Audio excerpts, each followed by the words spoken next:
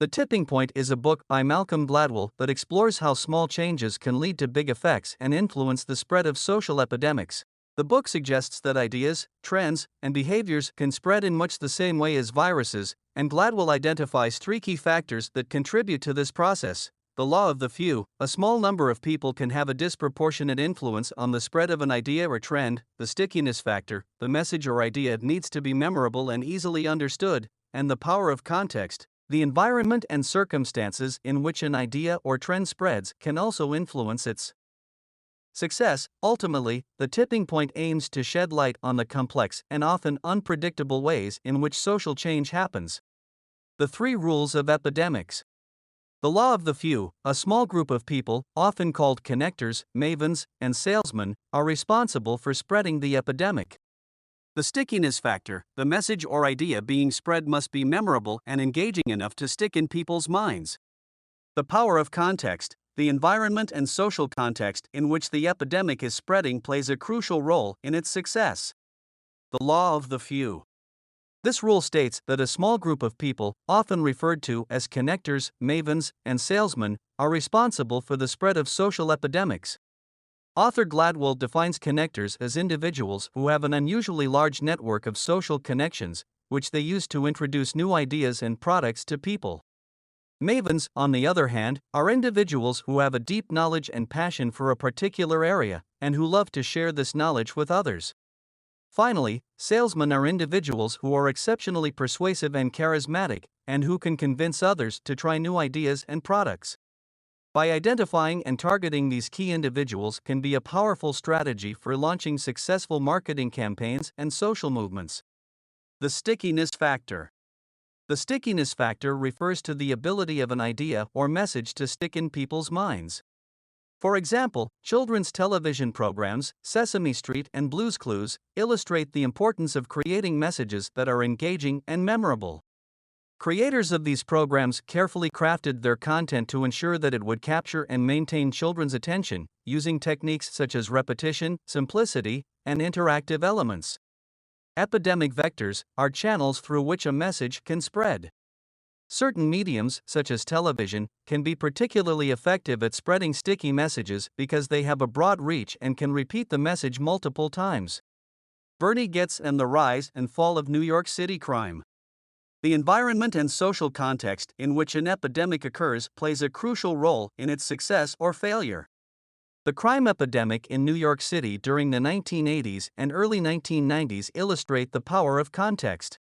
The high crime rate in the city was not solely the result of individual criminals, but rather a complex interplay of social, economic, and environmental factors.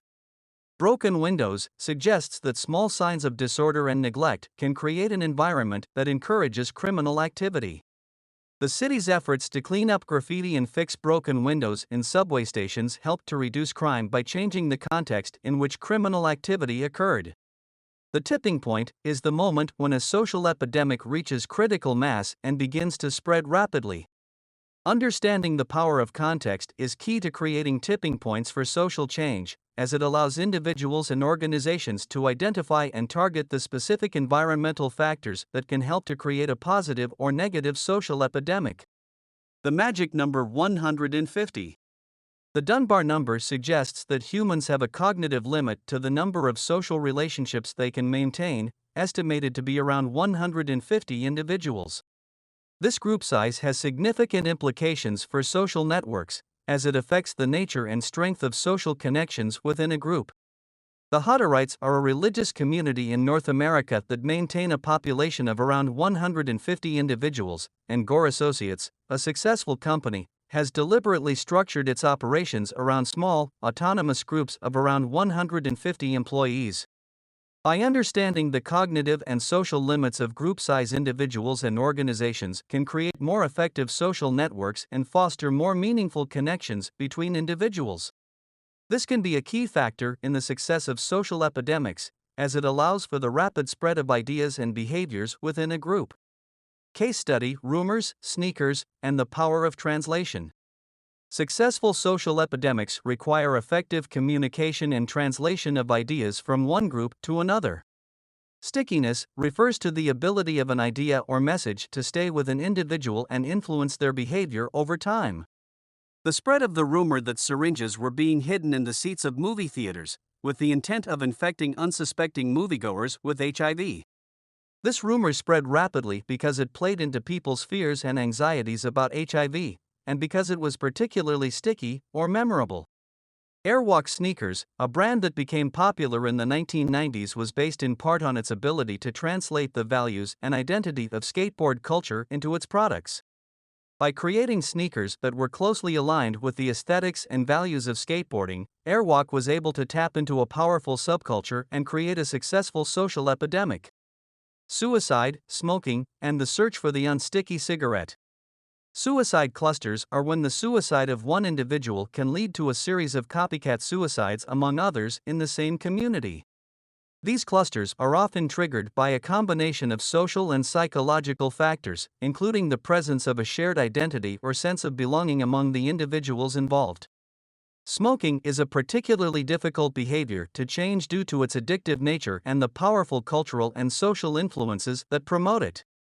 Successful efforts to reduce smoking rates require a combination of policy interventions, such as taxes and regulations, as well as social and cultural changes that reduce the social acceptability and desirability of smoking.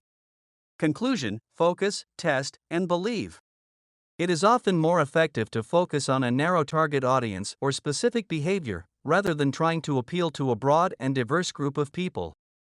It is important to continually test and refine ideas and strategies, and to be willing to adapt and change course as necessary. Those who are most effective at creating social epidemics are often those who have a strong sense of purpose and belief in their cause. Case study: rumors, sneakers, and the power of translation. Successful social epidemics require effective communication and translation of ideas from one group to another. Stickiness refers to the ability of an idea or message to stay with an individual and influence their behavior over time. The spread of the rumor that syringes were being hidden in the seats of movie theaters, with the intent of infecting unsuspecting moviegoers with HIV. This rumor spread rapidly because it played into people's fears and anxieties about HIV, and because it was particularly sticky or memorable. Subscribe to Illustrated Books for new books weekly.